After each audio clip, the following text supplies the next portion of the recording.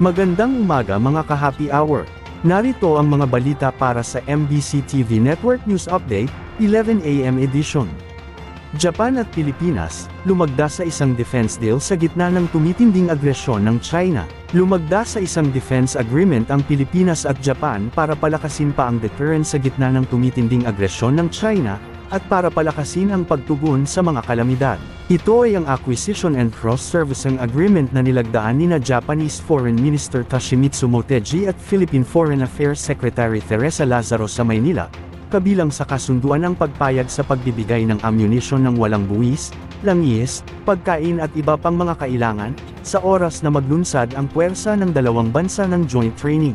Maliban sa combat drills, makakatulong ang kasunduan para sa sanib puwersang pagtugon ng Japan at Pilipinas sa mga kalamidad, at makilahok sa peacekeeping operations ng United Nations. Sa signing ceremony, inanunsyo rin ng Japan ang bagong security at economic development assistance para sa Pilipinas kabilang ang pagpopondo para sa konstruksyon ng security boat shelters, at pagpapalawig pa ng internet access sa mahihirap na probinsya sa katimugang bahagi ng Pilipinas, na minsan nang naapektuhan ng rebelyon ng minority Muslims. Ang Military Logistic Agreement ay kailangan pang ratipikahan ng mga mambabatas ng Japan bago ito tuluyang maging epektibo. Ito naman ang pinakabagong malaking defense agreement na nilagdaan ng Japan at Pilipinas para mapalalim pa ang ugnayang pandepensa.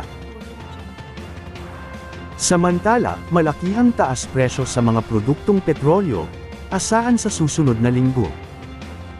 Nagbabadya ang panibagong pagtaas sa presyo ng mga produktong petrolyo sa susunod na linggo. Tinukoy ang pagtaya ng industriya base sa Min of Platts Singapore Trading sa nakalipas na 4 na araw, sinabi ni Department of Energy Oil Industry Management Bureau Assistant Director Rodela Romero, na ang mga sumusunod ang tinatayang paggalaw sa presyo ng petrolyo. Higit kumulang 60 centavos sa kada litro ng gasolina, higit kumulang 1 peso and 35 centavos sa kada litro ng diesel, at higit kumulang 1 piso sa kada litro ng kerosene. Ang mga kumpanya ng langis ay karaniwang nag-aanunsyo ng price adjustments tuwing Lunes, na kanilang ipinatutupad kinabukasan. At yan ang mga balita para sa MBC TV Network News Update, 11 AM edition. Abangan ang mga susunod na balitaan mamaya, para sa 2 PM edition.